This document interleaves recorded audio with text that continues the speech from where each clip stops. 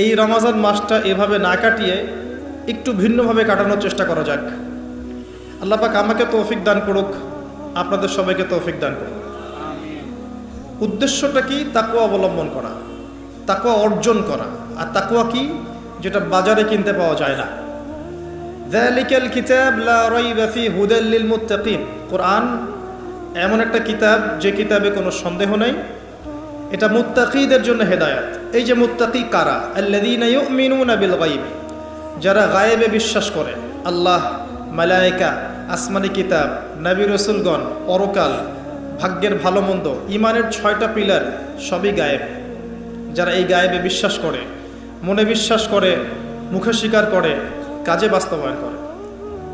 ওয়া ইউকিমুনাস সালাহ, এই বিশ্বাসের পাশাপাশি যারা সালাত কায়েম করে।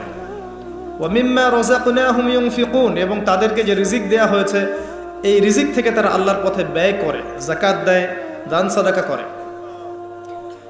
এবং মুহাম্মদ সাল্লাল্লাহু আলাইহি ওয়াসাল্লামের কাছে যা নাজিল করা হয়েছে এই কিতাব আল কোরআন এবং এর পূর্ববর্তী কিতাবগুলোর প্রতিও তারা ঈমান রাখে, বিশ্বাস রাখে।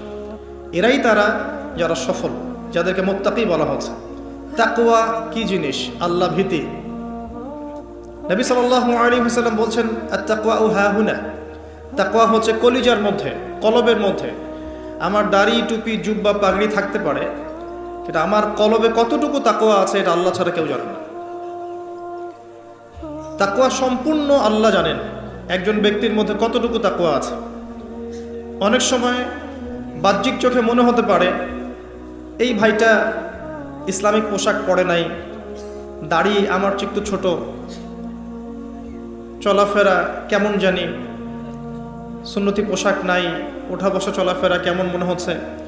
কিন্তু কে জানে যে তার মনের মধ্যে এমন তাকওয়া থাকতে পারে যার কারণে সে আমার চেয়ে বেশি সম্মানিত হতে পারে না? আবার অনেক সময় মনে হতে পারে যে আমি এইসব চেয়ারে বসে আছি, বড় বড় ওয়াজ করছি, নসিহত করছি, অনেক বড় বড় কথা বলছি, কোরআন এবং সুন্নাহর, সামাজিক কথা বলছি, পলিটিক্যাল কথা বলছি, কোরআন সুন্নাহ থেকে কথা বলছি, দেখে মনে হচ্ছে আমার পুরো দেহটা তাকওয়ায় ভরপুর। এমন হতেও পারে যে আমার চেয়ে আপনার তাকওয়া বেশি আছে। কে জানে? এটা শুধু আল্লাহ জানেন। এবং এই তাকওয়াই হচ্ছে আল্লাহর কাছে সম্মান পাওয়ার একমাত্র মানদণ্ড। তাই এখানে একটা নসিহত হচ্ছে, আল্লাহর কাছে নিরপরাধ থাকার চেষ্টা করেন, মানুষের কাছে না। আল্লাহর কাছে ফেয়ার থাকেন, আল্লাহর কাছে আপনি নিষ্পাপ থাকার চেষ্টা করেন, মানুষের কাছে না। আল্লাহর কাছে ভালো হন, দেখবেন আল্লাহ রাব্বুল আলামিন মানুষের মনের মধ্যে আপনার জন্য ভালোবাসা সৃষ্টি করে দিবে ইনশাআল্লাহ। মানুষের কাছে নয়, লোক দেখানো বিষয় নয়। লোক দেখানো বিষয়টাকে রিয়া বলা হয়, এটা একটা গোপন শিরক। তাকওয়াই একমাত্র মানদণ্ড যা আল্লাহর কাছে সম্মানের মানদণ্ড হিসেবে গৃহীত। বংশ, ভাষা, দেশ বা জাতি বা বর্ণ, রক্ত, এগুলো তাকওয়ার মানদণ্ড নয়। এগুলো আল্লাহর কাছে সম্মানের মানদণ্ড নয়। এটা আগে ভালো করে আমাদেরকে বুঝতে হবে। আর সেই ব্যক্তি মুত্তাকি নিঃসন্দেহে, যে আল্লাহকে ভয় করে, আল্লাহর আদেশগুলোকে মেনে চলে, আল্লাহর নিষেধগুলোকে বর্জন করে, নবী সাল্লাল্লাহু আলাইহি ওয়াসাল্লামের তরিকা মতো চলে, কোরআন এবং সুন্নাহর আলোকে জীবন গড়ে, ইনশাআল্লাহ আমরা বলতে পারি এই ব্যক্তি মুত্তাকি। তারপরেও এই ব্যক্তি চূড়ান্তভাবে জান্নাতে যাবে কি যাবে না, এই কথা আল্লাহ ছাড়া কেউ বলতে পারেন? পারেন। আসেন, ওমর রাদিয়াল্লাহু আনহু একজন সাহাবীকে বলছেন, আপনি কি আমাকে বলতে পারেন তাকওয়া কাকে বলে? ওমর রাদিয়াল্লাহু আনহুকে বলা হচ্ছে, হে আমিরুল মুমিনিন, আপনি কি কখনো কাটা বিছানো পথে হেঁটেছেন? ওমর রাদিয়াল্লাহু আনহু বলছেন, হ্যাঁ হেঁটেছে। কিভাবে হেঁটেছেন? আমরা সতর্কতার সাথে পা ফেলেছি। ওই সাহাবী বলছেন, এটাই হচ্ছে তাকওয়ার উদাহরণ। জীবনে চলার পথে আপনার সামনে শিরিকের টোপ থাকতে পারে, বেদায়াতের টোপ থাকতে পারে, হারাম রিজিকের টোপ থাকতে পারে, জেনার টোপ থাকতে পারে, সুদের টোপ থাকতে পারে, অনেক রকম টোপ কাটা আপনার পথে থাকতে পারে। কিন্তু আপনি এগুলো বেছে বেছে চলছেন, বেছে বেছে পা ফেলছেন এবং জান্নাত আপনার গন্তব্যের দিকে এগিয়ে যাচ্ছেন। এটার নাম হচ্ছে তাকওয়া। আমি কি বোঝাতে পারছি? আলহামদুলিল্লাহ। আল্লাহ পাক রমাদান মাসে সওম ফরজ করেছেন তাকওয়া অবলম্বন করার জন্য। কিন্তু বাস্তবতা হচ্ছে আমরা দেখি রমজান মাসে অনেকেই নামাজ পড়ে না, রোজা রাখে, তারাবির নামাজ পড়তে আসে, 5 ওয়াক্ত নামাজ মসজিদে এসে পড়তে চায় না। রমাদান মাসে অনেক মা বোনকে দেখা যায় পর্দা না করেই বেহায়ার মতো হাট বাজারে ঘোরাফেরা করছে। রমজান মাসে দেখা যায় আমরা অনেক সুদের লেনদেনের সাথে সম্পৃক্ত থাকি। রমাদান মাসে আমরা ঘুষ খাই, রমাদান মাসেও আমরা দুর্নীতি করি। রমজান মাসেও দেখা যায় আমরা এই যে অশ্লীল মুভিজগুলো, টিভি, তারপরে এই যে থিয়েটার, আপনার ফ্যাশন শো, আপনার পর্নোগ্রাফি, সিরিয়াল, এইগুলো অনেকে দেখি। রমজান মাসেও আমরা এই কাজগুলো করি। রমজান মাসে অনেক হোটেলে দেখা যায় পর্দা টাঙানো আছে, ভিতরে খাবার খাওয়া হচ্ছে। রমজান মাসে অনেক কিছু দেখা যায় যেগুলো আসলে তাকওয়ার খেলাফ। রমজান মাসে রোজা রেখে যদি মানুষ এগুলো করে, পাশাপাশি হিংসা করে, গীবত করে, মিথ্যা কথা বলে, অশ্লীল কথা বলে, ঝগড়া করে, মারামারি করে, ইত্যাদি ইত্যাদি, তাহলে কি সম তাকওয়া নিয়ে আসবে? এই রোজা কি আমার জীবনে তাকওয়া নিয়ে আসবে? রোজার উদ্দেশ্য হচ্ছে তাকওয়া অবলম্বন করা। আসুন প্র্যাকটিক্যালি কি করতে পারি আমি শুরু থেকে বলছি। প্রথমত, রমজান মাস আসার আগে আমাদেরকে একটা হাদিস মাথায় রাখতে হবে। একটা হাদিস, মাত্র একটার কথা বলছি, হাদিস অনেক আছে, আমি একটার কথা বলছি। নবী সাল্লাল্লাহু আলাইহি ওয়াসাল্লাম বলেছেন, যে ব্যক্তি রমজান মাসকে পেল, যে ব্যক্তি রমজান মাসকে পেল কিন্তু তার গুনাহ মাফ করাতে পারল না, সেই ব্যক্তি ধ্বংস হোক। এই কথাটা মাথায় রাখবো আমরা। যে ব্যক্তি রমজান মাসকে পেয়েছে কিন্তু রমজান মাসকে পেয়েও তার গুনাহ মাফ করাতে পারল না, সেই ব্যক্তি ধ্বংস হোক। মাথায় থাকবে ইনশাআল্লাহ। আরেকটা হাদিস, আল্লাহ রাব্বুল আলামিন তার রাসূলকে বলছেন আমাদেরকে জানিয়ে দেওয়ার জন্য, যে ব্যক্তি রমজান মাসে ঈমানের সাথে সওয়াবের আশায় সবগুলো সম রাখবে, সবগুলো রোজা রাখবে, আল্লাহ পাক তার বিগত জীবনের সমস্ত পাপ মাফ করে দেবে। আরও আছে, যে ব্যক্তি রমজান মাসে ঈমানের সাথে সওয়াবের আশায় তারাবির সালাতগুলো পড়বে, আল্লাহ পাক তার সমস্ত গুনাহ মাফ করে দেবে। আরেকটা আছে, যে ব্যক্তি ঈমানের সাথে সওয়াবের আশায় রমজান মাসের লাইলাতুল কদর জাগবে, লাইলাতুল কদর শেষ দশকের বিজোড় রাতগুলোর মধ্যে আছে, এই ব্যক্তির সমস্ত গুনাহ আল্লাহ পাক মাফ করে দেবে। এই কয়েকটা হাদিসই যথেষ্ট আমাদের জন্য। এগুলো মাথায় রেখে আমরা এখন প্ল্যান করি। রমজান আসার আগেই নিজের গুনার হিসাব করতে হবে। কিসের হিসাব? যেহেতু আল্লাহ রাসূল বলেছেন এই মাসে গুনাহ মাফ করাতে পারলো না, তার জন্য ধ্বংস। কে জানে যে এর পরের রমাদানে আপনি বেঁচে নাও থাকতে পারেন, আমরা কেউই বেঁচে নাও থাকতে পারি, সম্ভাবনা নাই। কেউ গ্যারান্টি দিবে যে বেঁচে থাকবই? তাহলে এই গনিমতটাকে গনিমত মনে করা উচিত নয় কি? আচ্ছা, প্রথম কাজ হচ্ছে পাপের লিস্ট করা। আপনি আমি খুব ভালো করেই জানি যে আমরা আমাদের জীবনে কি কি বড় পাপ করেছি, আমাদের বিবেক জানিয়ে দিবে, দিবে না? আমরা কিন্তু ভালো করেই জানি যে আমরা আমাদের জীবনে কি কি বড় পাপ করেছি।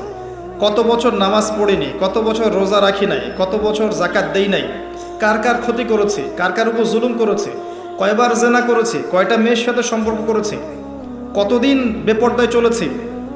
আমরা আমাদের ঈমান আমল হেফাজত করি, আমাদের পরিবারটাকে হেফাজত করি। আল্লাহ পাক তৌফিক দান করুন।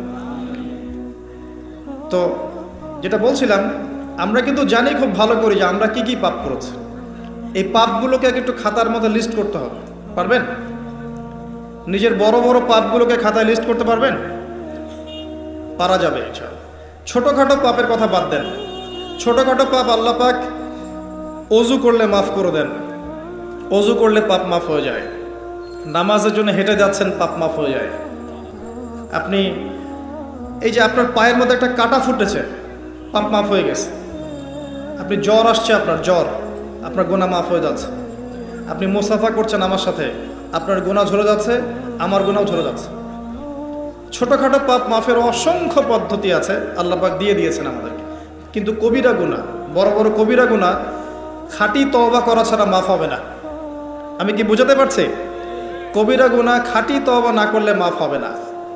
এই রমজানে আমাদের কবিরা গুনার লিস্ট আমাদেরকে করতে হবে, নিজের আমলনামার লিস্ট নিজেকে করতে হবে। এবং রমজানে রোজা রেখে সওমরত অবস্থায় আল্লাহকে বলতে হবে, আল্লাহ আমি অমুক পাপ করেছিলাম, আমাকে মাফ করে দাও। আল্লাহ আমি অমুক পাপ করেছি, আমাকে মাফ করে দাও। আল্লাহ আমি অমুক পাপ করেছি, আমাকে মাফ করে দাও। পারা যাবে ইনশাআল্লাহ। আল্লাহর জন্য এক মুহূর্তের ব্যাপার। আল্লাহ পাক আপনার সমস্ত পাপকে নেকি দিয়ে পরিবর্তন করে দিবেন ইনশাআল্লাহ, যদি মুখলেসভাবে আপনি তওবা করতে পারেন। আরেকটা বিষয় থেকে যায়, সেটা হলো মানুষের সাথে জড়িত হক। অনেক সময় দেখা যায় কাউকে গালি দিয়েছি, কাউকে অপবাদ দিয়েছি, কারো সম্মানহানি করেছি, কাউকে মিথ্যা অপবাদ দিয়েছি, কারো প্রতি হিংসা করেছি, বিদ্বেষ রেখেছি, কারো সম্পদ আত্মসাৎ করেছি, কারো জিনিস চুরি করেছি, ছিনতাই করেছি বা ডাকাতি করেছি, বা কারো সম্পদ আত্মসাৎ করে নিজের পেটে ভরেছি, প্রতিবেশীর জমি মেরে দিয়েছি, ওই দুই প্রতিবেশী চাষের জমি জোর করে জবরদখল করেছি। এক কথায় মানুষের সম্মান জান মালের সাথে জড়িত যে পাপ, এই পাপ আল্লাহর কাছে মাফ হবে না। কাবা ঘরের গেলাফ ধরে কানলেও আপনি আমাকে যে মিথ্যা অপবাদটা দিয়েছেন এটা মাফ হবে না যতক্ষণ না আমি মাফ করছি। কথা কি বুঝতে পারছেন? মনে করেন আপনি আমাকে মিথ্যা একটা অপবাদ দিয়েছেন এবং ধুয়ে রেখে দিয়েছেন একদম মিথ্যা অপবাদ দিয়ে, যতক্ষণ আমি আপনাকে মাফ না করছি, কাবা ঘরে গিয়ে গেলাফ ধরে কান্নাকাটি করলো, এই পাপ মাফ হবে না ইনশাআল্লাহ। এই অবস্থায় মৌত হলে কি হবে? পরকালে দেখবেন আমি দাঁড়িয়ে আছি আপনার জন্য, আপনার হিসেব হচ্ছে, হিসেব শেষ, আপনি সালাত সওম হজ জাকাতে নেকি নিয়ে উঠেছেন, কিন্তু দেখছেন আমি দাঁড়িয়ে আছি, আমার মতো আরো 10 জন দাঁড়িয়ে আছে। ওই 10 জনকে আপনি গালি দিয়েছিলেন, অপবাদ দিয়েছিলেন, তাদের গীবত করেছিলেন, তাদের সম্পদ ও সম্মানের হানি করেছিলেন। এখন কিয়ামতের মাঠে আপনার নেকি দিয়ে এই ঋণ শোধ করতে হবে, অন্য কোনো অপশন নাই। আর যদি নেকি শেষ হয়ে যায় তখন কি হবে? তখন আমার আমলনামা থেকে কিছু গুনাহ আপনাকে নিতে হবে। আল্লাহ পাক ন্যায় বিচারক। আল্লাহ পাক শুধু গফুর রহিম নন, আল্লাহ পাক শুধু পরম করুণাময় অসীম দয়ালুই নন, বরং তিনি হচ্ছেন ন্যায় বিচারক। ন্যায় বিচারক। একজন ধর্ষক যদি বলে যে আল্লাহ পাক তো গফুর রহিম, আল্লাহ আমাকে মাফ করে দিতে পারেন, তাহলে যাকে ধর্ষণ করলো সে তার উপর জুলুম হবে না? আল্লাহ পাক যদি ধর্ষককে মাফ করে দেন, তাহলে যাকে ধর্ষণ করা হয়েছে ওর প্রতি জুলুম হবে না? কথা বুঝতে পারছেন না? মনে করেন আপনি নাউজুবিল্লাহ কারো সম্পদ আত্মসাৎ করেছেন, এখন আল্লাহ যদি আপনাকে মাফ করে দেন, তাহলে এই যে যার সম্পদ আপনি আত্মসাৎ করেছেন এর উপরে জুলুম করা হচ্ছে না? আল্লাহ পাক কি জুলুম করবেন? এক জাররা পরিমাণ করবেন না। কিয়ামতের মাঠে নেকি দিয়ে তার এই ঋণ শোধ করতে হবে, অথবা তার গুনাহ আপনার কাঁধে নিয়ে জাহান্নামের পথে যেতেও হতে পারে। আল্লাহ পাক হেফাজত করুন। এই জন্য সবসময় সতর্ক থাকবেন আপনার যারা যেন মানুষের হক নষ্ট না হয়। মানুষ আপনাকে গালি দেখ, থাপ্পড় মারুক, জমি আত্মসাৎ করে ফেলুক, হক নষ্ট করুক, কি করে করুক, আপনি তারটা করতে যায় না। যারা করছে আপনি লাভবান। আপনি কেমন করে লাভবান? আপনি অসংখ্য নেকি পাচ্ছেন, আপনি জানছেনও না। যেই আপনার বিরুদ্ধে মনে করেন আপনি নিষ্পাপ, আপনি মাজলুম, আপনি কোনো অন্যায় করেন নাই, আপনার বিরুদ্ধে জুলুম করা হচ্ছে, অপবাদ দেওয়া হচ্ছে, আপনাকে আন্ডারএস্টিমেট করা হচ্ছে, ইত্যাদি ইত্যাদি, আপনি বসে বসে নেকি পাচ্ছেন, বসে বসে নেকি পাচ্ছেন। এবং পরকালে কিয়ামতের মাঠে উঠে দেখবেন অসংখ্য নেকি অটোমেটিক আপনার আমলনামায় চলে আসবে। তখন তারা আফসোস করবে দুনিয়াতে এই কাজগুলো না করে ভালো কিছু করলে ভালো হতো। যাই হোক, মানুষের সাথে জড়িত পাপ আল্লাহর কাছে মাফ হবে না। এই কারণে এই রমজান মাসে ওই লিস্টের মধ্যে থাকবে আমি কার কার ক্ষতি করেছি, থাকবেই। কিন্তু যতটুকু মনে পড়ে লিখে ফেলবেন, সুযোগ থাকলে সেটা ফেরত দিয়ে দিবেন। যদি সুযোগ না থাকে ক্ষমা চেয়ে নেবেন, যদি সেই সুযোগও না থাকে তার পরিবারের কাছে ক্ষমা চেয়ে নেবেন, যদি সেই সুযোগও না থাকে তার পক্ষ থেকে সদকা করে দিয়ে পারা যাবে ইনশাল্লাহ। সেই সুযোগও নাই, তাহলে হাতটা তুলে তার জন্য দোয়া করবেন, আল্লাহ আমি আমার অমুক ভাইকে মিথ্যা অপবাদ দিয়েছিলাম, আল্লাহ তুমি তাকে মাফ করে দিও। আশা করা যায় আপনার গুনাহ আল্লাহ মাফ করে দিবেন ইনশাআল্লাহ। আসুন, রমজানের প্রথম কাজ এইটা, গুনার লিস্ট করা। একটু ধৈর্য ধরে বসেন। আমি অনেক ক্লান্ত, অনেক লম্বা সফর করে আসছি, এই জন্য আস্তে আস্তে কথা বলছি আর কি। তবে ইনশাআল্লাহ আজকে আমরা রমজানটাকে কিভাবে কাটাবো এবং কোরআনময় করে কিভাবে কাটাবো, কিছু উপকারী কথা আপনাকে বলবো ইনশাআল্লাহ তাআলা। আল্লাহ পাক আমাদেরকে আমল করার তৌফিক দান করুন। প্রথম কাজ পাপের লিস্ট করা, তারপরের কাজ হচ্ছে তওবা করা।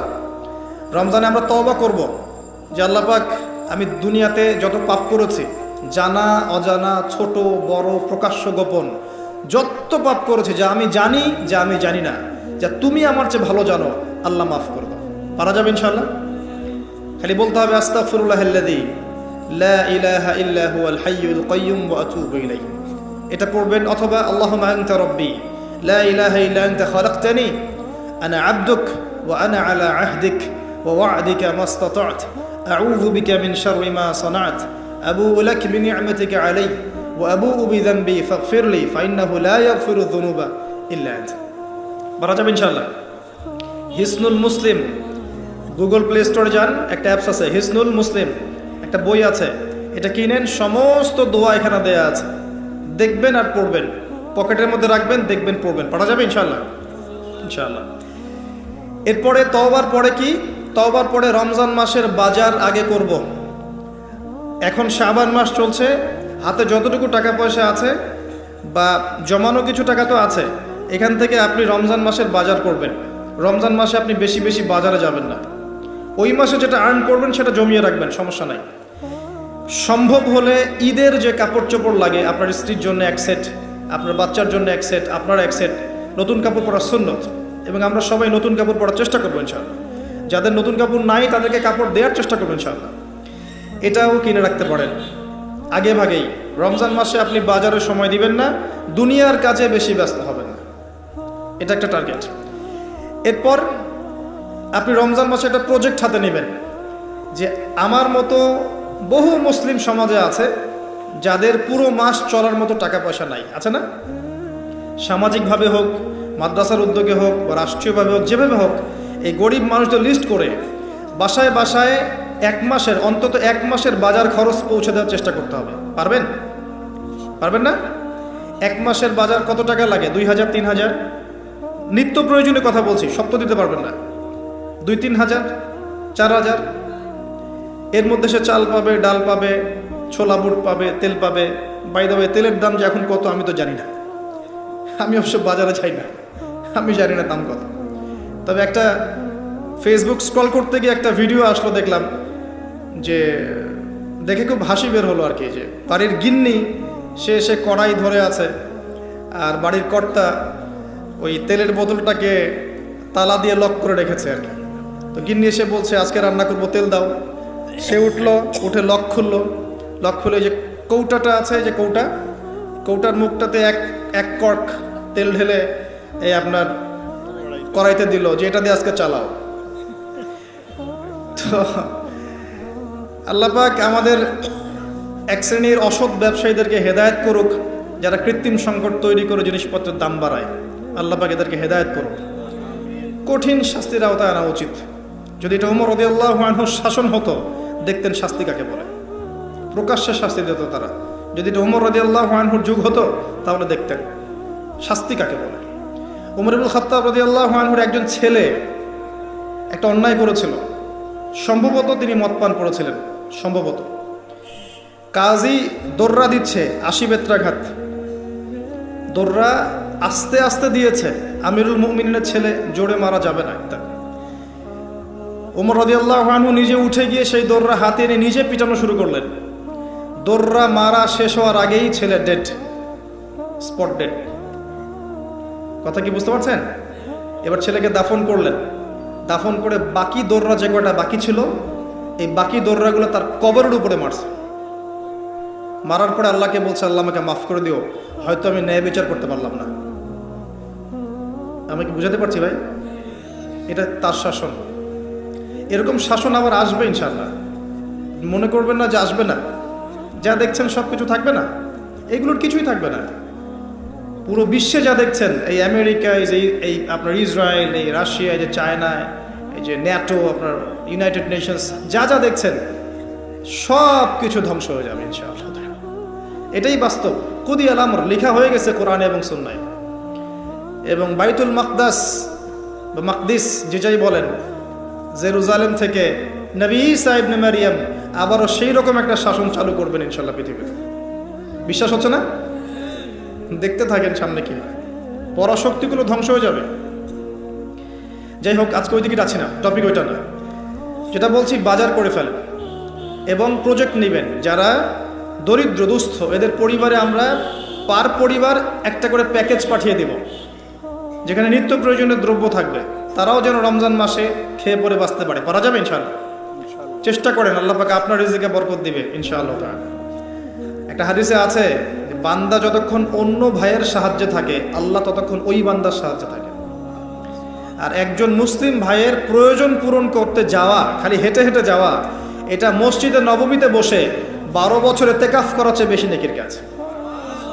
এগুলো আমরা হয়তো বুঝি না, মনে করি তার সাথে যাব, আমার তো সময় নষ্ট হচ্ছে। আপনি 12 বছর ইতিকাফের নেকি পাচ্ছেন, তাও যে কোনো মসজিদে না, নববী মসজিদে। সুবহানাল্লাহ। রমজানে আর কি করবেন? কম খাবেন, সেহরি আর ইফতারে বেশি খাবেন না, এবং 2টা তরকারি দিয়ে যদি খাবার হয়ে যায় 10টা তরকারি করার কোনো দরকার নেই। আপনিও দুনিয়ার কাছে বেশি ব্যস্ত হবেন না, বাড়ির মা বোনদেরকেও ব্যস্ত রাখবেন না, তাদেরকেও দিন শেখার সুযোগ দিবেন। রমজান মাসে তারা অল্প রান্না করবে, একবার রান্না করবে, 3 বেলা খেয়ে নেবেন গরম করে। তারা তালিম করবে, তারা কোরআন শেখার মজলিসে যাবে, তারা মহিলাদের মধ্যে দিন চর্চা করবে, তাদেরকেও দিনের সুযোগ করে দিতে হবে। পারা যাবে ইনশাআল্লাহ। এবং আপনিও তালিমে বসবেন, 5 ওয়াক্ত নামাজ মসজিদে আদায় করবেন, ইসলামিক দর্শগুলোতে বসবেন, ইমানকে তাজা করবেন, ইমানকে তাজা করবেন। কম খাবেন। আমি বরাবরই বলি যে এই খাওয়ার যে ব্যাপারগুলো আছে, এখানে আমরা যারা দাবি করি যে ইসলাম আমরা প্রচার করছি, জনগণের মাঝে ঢুকাই দিচ্ছি, তাদের অনেকের মাঝেই দেখবেন খাওয়ার সুন্নত নাই। কথা বুঝতে পারছেন না? বড় বড় কথা বলার পরে খাওয়ার টেবিলে খালি বসায় দেন, দেখবেন সব শেষ, 7 পেট খেয়ে শেষ করে ফেলছে। খাওয়ার সুন্নত ওই কোরআনে আছে, হাদিসে আছে, প্র্যাকটিক্যালি নেই। নবীজি কি বলেছেন? খেতে হলে, যদি খেতেই হয়, তাহলে 1 ভাগ পেটের 1 ভাগ, আরেক ভাগ পানি, আরেক ভাগ ফাঁকা। এভাবে কয়জন খায় একটু বলেন, হাত তোলেন তো দেখি। এভাবে কয়জন খাওয়া দাওয়া করি আমরা? মাশাআল্লাহ। যারা এভাবে খাওয়া দাওয়া করতে পারে তারা ফিট থাকে, তারা স্ট্রেস নিতে পারে, তারা ফিজিক্যালি ফিট থাকে, ইমিউনিটি সিস্টেম বাড়ে, তাদের ভুঁড়ি হয় না। ভুঁড়িওয়ালা মানুষ রাগ করেন না, আমি ছোট করার জন্য বলছি না, কিন্তু মুসলিমদের ভুঁড়ি থাকা উচিত নয়। ওমর রাদিয়াল্লাহু আনহু যুগে এক ব্যক্তির ভুঁড়ি হয়েছিল অনেক উঁচু, আর ওমর রাদিয়াল্লাহু আনহু রাস্তায় রাস্তায় ঘুরতেন না রাত্রেবেলা। তিনি দেখলেন যে একজন ভুঁড়িওয়ালা ব্যক্তি আসে, তিনি লাঠি দিয়ে গুতা দিয়ে বলেছিলেন যে মা হ্যাঁ এটা কি? সে বলেছিল যে বারাকাতুম মিন ইনদিল্লাহ, আল্লাহর বরকত এটা। তখন ওমর ইবনে খাত্তাব বলেছেন যে এটা বাল আযাব মিন ইনদিল্লাহ, বরং এটা আল্লাহর আযাব, আল্লাহর শাস্তি। এটা হয়ে গেলে তুমি তো নামাজে মনোযোগী হতে পারবে না, অলস হয়ে যাবে। আর আখিরুজ জামান, শেষ জামানার হাদিসগুলোর মধ্যে একটা হাদিস আমি পেয়েছিলাম যে শেষ জামানায় 1 শ্রেণীর মানুষ বের হবে, যারা খুব মেদ ভুঁড়িওয়ালা হবে, ঠেস দিয়ে বসে থাকবে আয়েশ করে, আর বলবে আমি কোরআন মানি, হাদিস মানি না। কথা বুঝতে পারছেন? সব লেখা আছে, নবী সাল্লাল্লাহু আলাইহি ওয়াসাল্লামকে সব দেখানো হয়েছে, একদম নিখুঁতভাবে তিনি সব ব্যাখ্যা করে গেছেন। সুবহানাল্লাহ। ঈসা আলাইহিস সালাম যখন আসবেন, তার যে চুল থেকে টপ টপ করে পানি পড়তে থাকবে, এটাও হাদিসে এসেছে। আর কি জানতে চান?